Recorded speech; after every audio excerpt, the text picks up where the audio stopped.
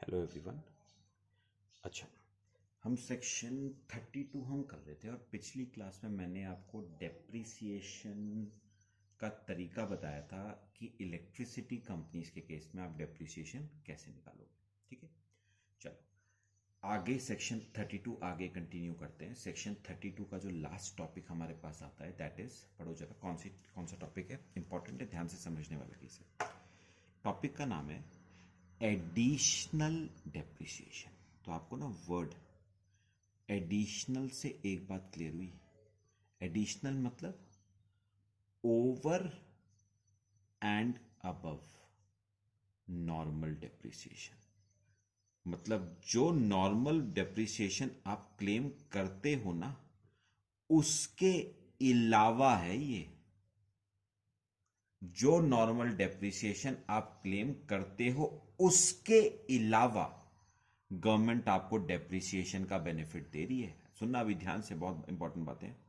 On, circle करो, on new किस पे, प्लांट एंड मशीनरी पे। मैं आपसे ना कुछ बातें करूंगा, ध्यान से सुनना मेरी बात। इस पे ना इसको अभी और डिटेल में मैं आपसे बात करूंगा, अभी जरा सुनना। Assessees eligible for additional depreciation. अच्छा, कौन कौन से असेसीज एडिशनल डेप्रिसिएशन के प्रोविजन का बेनिफिट ले सकते हैं? पहला, N assessee which is an industrial undertaking engaged in the manufacture और प्रोडक्शन ऑफ एनी आर्टिकल और थिंग। सिंपल वर्ड्स में बोलूं, अगर किसी असेसी की मैन्युफैक्चरिंग कंसर्न है, बेसिकली क्या करता है, मैन्युफैक्चरिंग करता है, तो वो एडिशनल डेप्रिसिएशन के प्रोविजंस का बेनिफिट ले सकता है। दूसरा, N assessee who is in the business of generation, transmission और डिस्ट्रीब्यूशन ऑफ पावर, यानी फिर से सिंपल वर्ड्स में बोलूं तो इलेक्ट्रिसिटी कंपनीज। तो एक बात तो क्लियर हुई पहली बात पढ़ के, क्या दो असेसी हैं जो एडिशनल डेप्रिसिएशन के प्रोविजंस का बेनिफिट ले सकते हैं। कौन कौन से दो? पहला, जिनकी मैन्युफैक्चरिंग कंसर्न है। दूसरा, जो इलेक्ट्रिसिटी कंपनीज हैं। तो जिनकी मैन्युफैक्चरिंग कंसर्न हैं या जिनकी इलेक्ट्रिसिटी कंपनीज हैं, वो एडिशनल डेप्रिसिएशन के प्रोविजंस का बेनिफिट ले सकती है। अच्छा, ये तो पहली बात हुई। सेकंड बात, assets for which additional depreciation is not allowed. ये आप ना कुछ बातें हैं जो मेरी आप समझोगे, बहुत ध्यान से समझनी है बस। अच्छा, आप याद करो, मैंने आपको जब सेक्शन 32 शुरू करवाया था तो सेक्शन 32 में मैंने आपको बताया था कैटेगरीज ऑफ असेट्स। असेट्स अगर आपको याद हो तो टोटल 5 कैटेगरीज में डिवाइडेड थे। Building, furniture and fixture, plant and machinery, ships और इनटेंजिबल असेट्स। तो टोटल 5 कैटेगरी ऑफ असेट्स थे। अब जरा पढ़ो, सुनो, अब पढ़ो सबसे पहली लाइन, जरा पढ़ो और मुझे बताओ क्या लिखा हुआ है। Additional depreciation on new, new को छोड़ो, on new plant and machinery. यानी मेरी बात सुनो, इस केस ने ना एक बात तो बहुत क्लियर कर दी। पता है कौन सी बात? कि एडिशनल डेप्रिसिएशन का बेनिफिट आप क्लेम सिर्फ और सिर्फ प्लांट और मशीनरी पे कर सकते हो। मतलब बिल्डिंग पे एडिशनल डेप्रिसिएशन का बेनिफिट आप नहीं ले पाओगे, फर्नीचर पे एडिशनल डेप्रिसिएशन का बेनिफिट नहीं ले पाओगे, शिप्स पे एडिशनल डेप्रिसिएशन का बेनिफिट नहीं ले पाओगे, इनटेंजिबल असेट्स पे आप एडिशनल डेप्रिसिएशन का बेनिफिट नहीं ले पाओगे। एडिशनल डेप्रिसिएशन का बेनिफिट सिर्फ और सिर्फ आपको किस पे मिलेगा? प्लांट और मशीनरी पे। तो मुझे एक बात क्लियर हुई, प्लांट और मशीनरी पे नॉर्मल डेप्रिसिएशन के अलावा मैं एडिशनल डेप्रिसिएशन भी क्लेम कर सकता हूं। अगर आपको रेट्स ऑफ डेप्रिसिएशन याद हो, आओ जरा अपने नोट्स के स्टार्टिंग में आओ, नोट्स के स्टार्टिंग में। तो प्लांट और मशीनरी में कंप्यूटर्स पे 40% था, बुक्स पे 40% था, पॉल्यूशन कंट्रोल इक्विपमेंट पे 40% था और एयरप्लेन्स पे 40% था।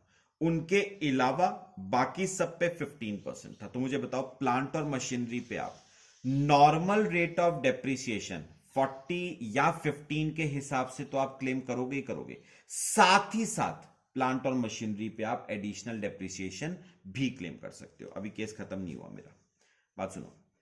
फिलहाल मुझे एक बात बताओ, एक बात जो आपको क्लियर हो गई वो क्या, 5 कैटेगरी ऑफ असेट्स थे, एडिशनल डेप्रिसिएशन का बेनिफिट आपको पांचों कैटेगरीज में से सिर्फ और सिर्फ किस पे मिलेगा, प्लांट और मशीनरी पे।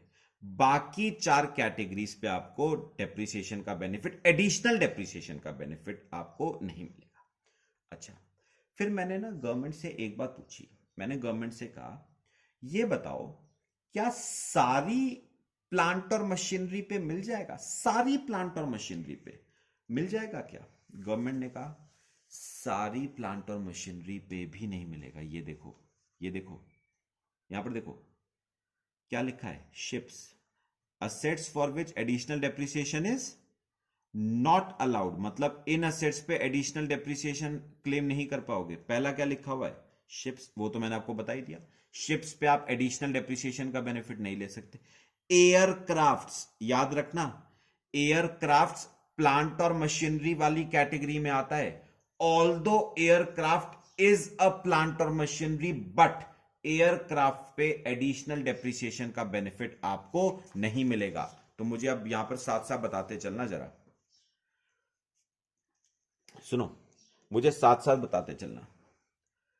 प्लांट और मशीनरी में एयरप्लेन्स आते हैं, बताओ मिलेगा या नहीं? नहीं मिलेगा। चलो पढ़ते जाओ, पढ़ते जाओ, अगला पढ़ो। Second hand plant and machinery, very very important बात, हेडिंग पढ़ो, सबसे ऊपर हेडिंग क्या थी, एडिशनल डेप्रिसिएशन ऑन, क्या लिखा हुआ है, न्यू प्लांट एंड मशीनरी। यानी एक बात उसने साफ साफ क्लियर कर दी है, प्लांट और डेप्रिसिएशन, एडिशनल डेप्रिसिएशन का बेनिफिट आपको कौन सी प्लांट और मशीनरी पे मिलेगा, जो नई है। अगर आपने कोई सेकेंड हैंड प्लांट और मशीनरी खरीदी है, उस पे एडिशनल डेप्रिसिएशन का बेनिफिट नहीं मिलेगा। तो याद रखना, सेकेंड हैंड प्लांट और मशीनरी पे एडिशनल डेप्रिसिएशन आप क्लेम नहीं कर पाओगे। अच्छा, सी पॉइंट पढ़ो चलो, plant and machinery installed in office premises और in residential accommodation including guest houses. अच्छा सुनो सुनो ध्यान से, उन्होंने कहा अगर कोई प्लांट और मशीनरी आपने इंस्टॉल करी है ऑफिस में, ठीक है, जैसे मैं अगर आपको कहूं एसी या कंप्यूटर्स, कहां पर इंस्टॉल्ड है, इंस्टॉल्ड कहां पर है, इन ऑफिस, या कोई प्लांट और मशीनरी आपने रेजिडेंशियल अकोमोडेशन में इंस्टॉल करी है। रेजिडेंशियल अकोमोडेशन का मतलब मैंने बताया था आपको इस चैप्टर में, गेस्ट हाउसेस, स्टाफ के क्वार्टर्स। ऐसी एक बात बताओ, इमेजिन करो एसी आपने या कंप्यूटर्स आपने ऑफिस में इंस्टॉल कर रखे हैं, या स्टाफ के क्वार्टर्स में इंस्टॉल करे हैं, या गेस्ट हाउसेज में, आप अपने क्लाइंट्स के लिए गेस्ट हाउसेज रखे हुए आपने वहां पर इंस्टॉल करें, एडिशनल डेप्रिसिएशन का बेनिफिट आपको नहीं मिलेगा। तो याद रखना, कोई भी असेट, कोई भी प्लांट और मशीनरी जो आपने कहां पर इंस्टॉल करा है, ऑफिस में या रेजिडेंशियल अकोमोडेशन में, residential accommodation B it guest houses, B it staff quarters, आपको एडिशनल डेप्रिसिएशन का बेनिफिट नहीं मिलेगा। लास्ट पढ़ो D point, road transport vehicle, simple words में बोलूं तो कार। कार प्लांट और मशीनरी है, क्या कार पे एडिशनल डेप्रिसिएशन का बेनिफिट मिलेगा? आपको कार पे एडिशनल डेप्रिसिएशन का बेनिफिट नहीं मिलेगा। रोड ट्रांसपोर्ट व्हीकल्स पे एडिशनल डेप्रिसिएशन का बेनिफिट नहीं मिलेगा।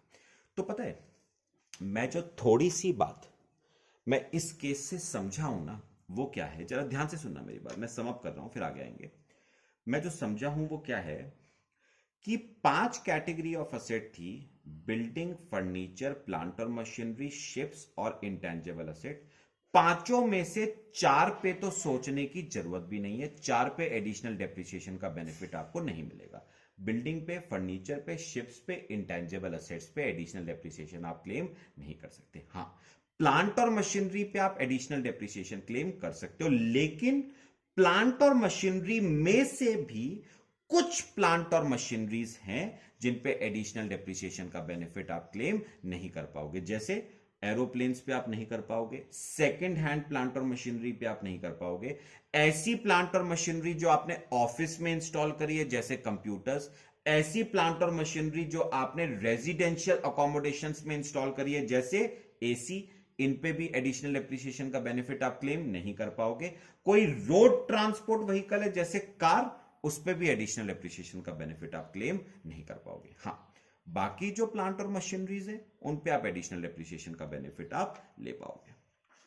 ठीक है, चलो अब जरा आगे की बात करते हैं। देखो, पढ़ना जरा।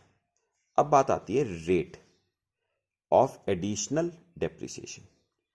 एडिशनल डेप्रिसिएशन का रेट क्या होगा, पढ़ो। रेट है 20% और 35% of actual cost of asset. मतलब पता है क्या, आप एडिशनल डेप्रिसिएशन आप कितना क्लेम कर सकते हो, या तो 20% या तो 35%। ठीक है, अच्छा अब बात आती है 20% 35% किसका, असेट की कॉस्ट का, असेट की कॉस्ट का। लेकिन मैंने फिर गवर्नमेंट से पूछा, मैंने कहा ये दो रेट देने का क्या मतलब हुआ, 20% 35%, कब 20 होगा कब 35 होगा। गवर्नमेंट ने कहा अगर आपकी मैन्युफैक्चरिंग यूनिट या आपकी कंपनी, इलेक्ट्रिसिटी कंपनी लोकेटेड है 4 बैकवर्ड एरियाज में, यानी सिंपल वर्ड्स में बोलूं तो अगर आप बिजनेस कहां पर कर रहे हो, आपकी मैन्युफैक्चरिंग कंसर्न कहां पर लोकेटेड है, 4 बैकवर्ड एरियाज में। कौन कौन से 4 बैकवर्ड एरिया, देखो, आंध्र प्रदेश, वेस्ट बंगाल, बिहार और तेलंगाना। तो अगर आपकी मैन्युफैक्चरिंग कंसर्न या इलेक्ट्रिसिटी कंपनी आंध्र प्रदेश में है, बिहार में है, वेस्ट बंगाल में है या तेलंगाना में है, बैकवर्ड एरिया में है, तो आप एडिशनल डेप्रिसिएशन क्लेम कर सकते हो 35%। हां, इन चारों के अलावा किसी एरिया में है तो आप क्लेम कर सकते हो 20% का एडिशनल डेप्रिसिएशन। पक्का बताओ क्लियर हुआ। इसका मतलब पता है मुझे क्या क्लियर हुआ, ध्यान से सुनना। अगर मैंने कोई प्लांट और मशीनरी इंस्टॉल करी, आंध्र प्रदेश में, फॉर एग्जाम्पल मेरी एक मैन्युफैक्चरिंग कंसर्न है आंध्र प्रदेश में, वहां पर मैंने प्लांट और मशीनरी क्या करी, इंस्टॉल, तो मैं इस प्लांट और मशीनरी पे नॉर्मल डेप्रिसिएशन 15% का तो मैं क्लेम करूंगा ही करूंगा, इसके लिए तो मुझे कोई रोक सकता ही नहीं। प्लस इस प्लांट और मशीनरी पे मैं एडिशनल डेप्रिसिएशन भी क्लेम कर सकता हूं। अब क्योंकि आंध्र प्रदेश में है तो मैं 35% का एडिशनल डेप्रिसिएशन भी क्लेम कर सकता हूं, मतलब टोटल डेप्रिसिएशन जो आप क्लेम कर सकते हो दैट इज 50%। ठीक है, अच्छा एक बात बताओ, अगर यही प्लांट और मशीनरी मैंने आंध्र प्रदेश में नहीं उत्तराखंड में इंस्टॉल करी होती तो नॉर्मल डेप्रिसिएशन 15% का क्लेम करता, प्लस एडिशनल डेप्रिसिएशन 20% का क्लेम करता, मतलब टोटल डेप्रिसिएशन जो मैं क्लेम कर सकता था दैट इज 35%। ठीक है, अच्छा कुछ बातें और ध्यान से, जरा ध्यान से। अब मैंने गवर्नमेंट से ना एक बात और पूछी, मैंने कहा ये जो एडिशनल डेप्रिसिएशन का बेनिफिट है, क्या ये मैं हर साल ले सकता हूं ये बेनिफिट। गवर्नमेंट ने कहा हम आपको ये बेनिफिट सिर्फ वन टाइम देंगे, ये वन टाइम बेनिफिट है, मतलब एक बार अपने असेट पे एक बार आप एडिशनल डेप्रिसिएशन का बेनिफिट ले सकते हो, उसके बाद आप एडिशनल डेप्रिसिएशन का बेनिफिट नहीं ले पाओगे। तो यही बात ना थोड़ी सी हमें क्लियर करनी है। What is the difference between normal dep and additional dep? Normal dep हर साल आएगा, ईयर आफ्टर ईयर।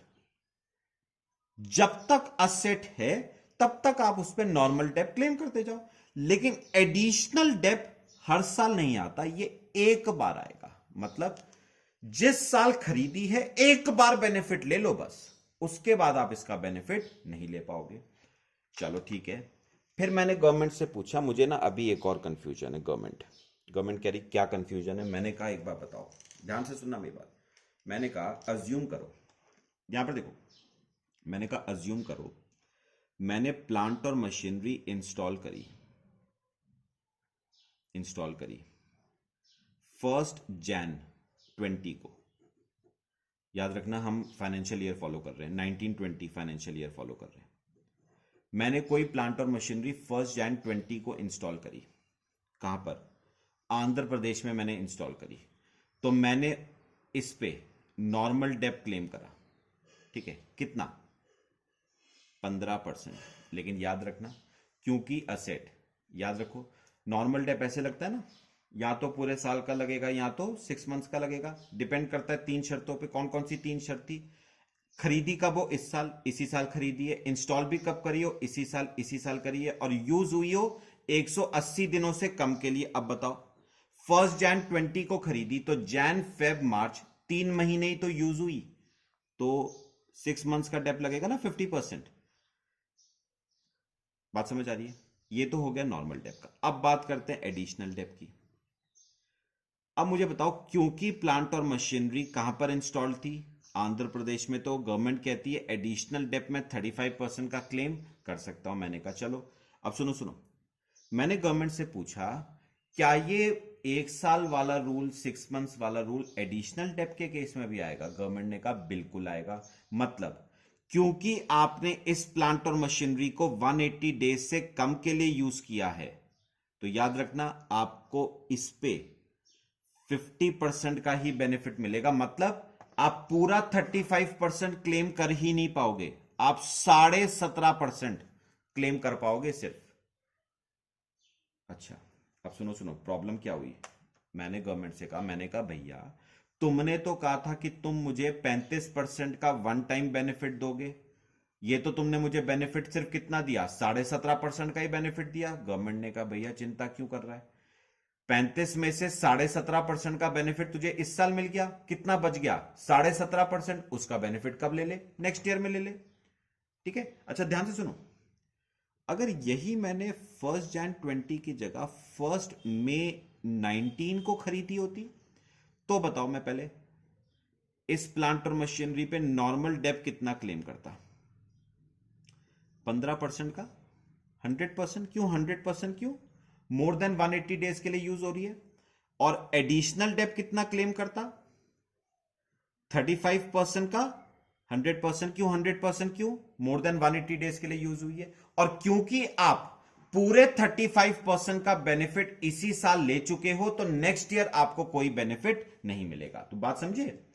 अगर पहले ईयर में ही 35% का बेनिफिट ले लिया, well and good.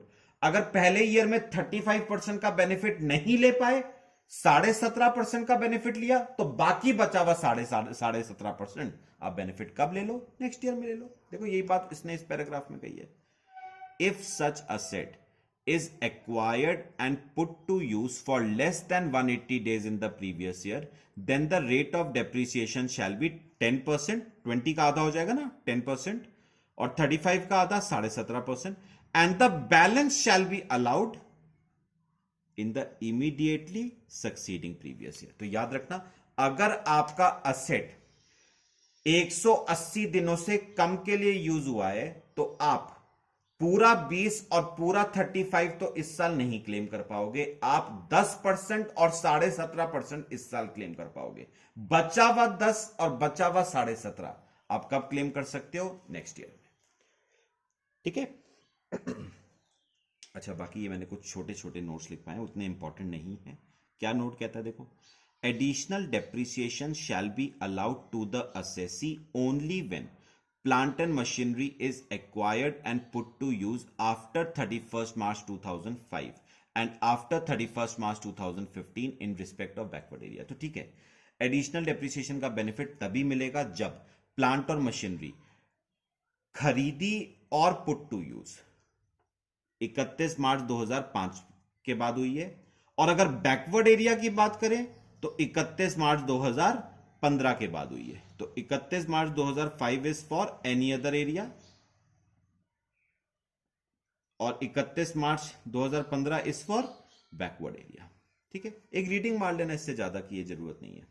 CBDT, Central Board of Direct Taxes, has clarified that business of printing or printing and publishing amounts to manufacture and therefore assessee is eligible to claim additional depreciation।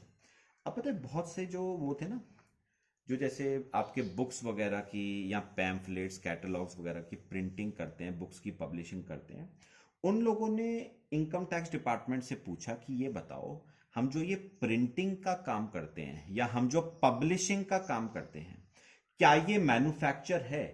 अगर तो manufacture है तो हमें additional depreciation का benefit मिलना चाहिए, और अगर मैन्युफैक्चर नहीं है तो हमें एडिशनल डेप्रिसिएशन का बेनिफिट नहीं मिलना चाहिए। तो गवर्नमेंट ने, CBDT ने ये क्लैरिफाई किया है कि प्रिंटिंग या पब्लिशिंग अमाउंट्स टू मैन्युफैक्चर, और क्योंकि मैन्युफैक्चर है, assessee can claim additional depreciation. ठीक है, और एक छोटा सा एक नोट और आता है, if business of a firm or sole proprietorship is taken over by a company or business of company is taken over by a LLP or there is an amalgamation or demerger of two companies, then depreciation shall be calculated as if no such event had taken place, and thereafter such depreciation must be apportioned between two entities in the ratio of days for which such asset was used by each of them। मैं आपको ना ये एक example से समझा देता हूं, बहुत सिंपल सी बात है। यहां पर देखना, देखो एग्जांपल बना के देता हूं आपको, देखो बहुत सिंपल बात है। एक एग्जांपल लेते हैं, एक कंपनी है A लिमिटेड और एक कंपनी है B लिमिटेड। देखो पता है, सपोज एग्जांपल दे रहा हूं, ध्यान से देखना। A लिमिटेड के पास ना कुछ एसेट्स थे, 10 लाख रुपए के एसेट्स थे। ठीक है, प्लांट और मशीनरी थी, सपोज 10 लाख रुपए की प्लांट और मशीनरी थी, जिसपे डेप्रिसिएशन आपका 15% पर एनम। ठीक है, अब हुआ क्या देखो, अब B लिमिटेड ने A लिमिटेड के बिजनेस को क्या कर लिया, टेक ओवर। B लिमिटेड ने A लिमिटेड के बिजनेस को क्या कर लिया, टेक ओवर। कौन सी डेट को, 1 अक्टूबर 2019 को B लिमिटेड ने A लिमिटेड के बिजनेस को क्या कर लिया, टेक ओवर। अब सुनना, अब मुझे यह जानना है कि A लिमिटेड का शेयर ऑफ डेप्रिसिएशन कितना आएगा और B लिमिटेड का शेयर ऑफ डेप्रिसिएशन कितना आएगा। तो बहुत सिंपल बात है, उसमें कुछ नहीं, मेरी बात सुनो। देखो कंसेप्ट तो ये कहता है कि, सुनो कंसेप्ट तो ये कहता है कि पहले पूरे साल का डेप निकाल लो, भूल जाओ कि B लिमिटेड ने A लिमिटेड को टेक ओवर करा है। पहले पूरे साल का डेप निकाल लो, मुझे बताओ 10 लाख का सेट था, उस पे 15%, पूरे साल का बताओ कितना डेप्रिसिएशन आया, 1.5 लाख। अब इस 1.5 लाख को बताओ किस में बांट दो, इस 1.5 लाख को बताओ किस में बांट दो, दोनों कंपनीज में बांट दो, A लिमिटेड में और B लिमिटेड में। किस रेशो में बांटोगे अपने आप बताओ, जितने जितने दिनों के लिए जिसने वो असेट यूज किया है उस रेशो में बांट दो। तो मैं दिनों में नहीं बांट रहा हूं, मैं मंथ्स में बांट रहा हूं। सुनो मेरे को ये बताओ, A लिमिटेड ने वो असेट कितने मंथ्स के लिए यूज किया, अप्रैल मई जून जुलाई अगस्त सितंबर, 6 महीने के लिए यूज किया A लिमिटेड ने। उसके बाद 1 अक्टूबर को A लिमिटेड का बिजनेस B लिमिटेड ने क्या कर लिया, टेक ओवर। तो मुझे बताओ A लिमिटेड ने यह असेट 6 महीने के लिए यूज किया और B लिमिटेड ने यह असेट 6 महीने के लिए यूज किया। तो 1.5 लाख का डेप था, कितना ए लिमिटेड का होगा और कितना बी लिमिटेड का होगा, किस रेशो में बांट दूं? 6:6 मतलब 1:1। तो 75,000 का डेप ए लिमिटेड का और 75,000 का डेप बी लिमिटेड का। तो पता है इस पॉइंट में उन्होंने यही कहा है कि अगर एक बिजनेस ने दूसरे बिजनेस को क्या कर लिया, टेक ओवर, तो ऐसे केस में क्या करना, पहले पूरे साल का डेप निकालना, ठीक है, पहले पूरे साल का डेप निकालना, फिर उस डेप को दोनों एंटिटीज में बांट देना। किस रेशो में? नंबर ऑफ डेज के रेशो में। जितने दिनों के लिए जिस एंटिटी ने उस असेट को यूज करा, उस रेशो में उस डेप को क्या कर देना, डिस्ट्रीब्यूट। ठीक है, तो ये आपका एडिशनल डेप्रिसिएशन का कंसेप्ट था। इसका एक क्वेश्चन आपको कराऊंगा नेक्स्ट लेक्चर में। ठीक है, थैंक यू।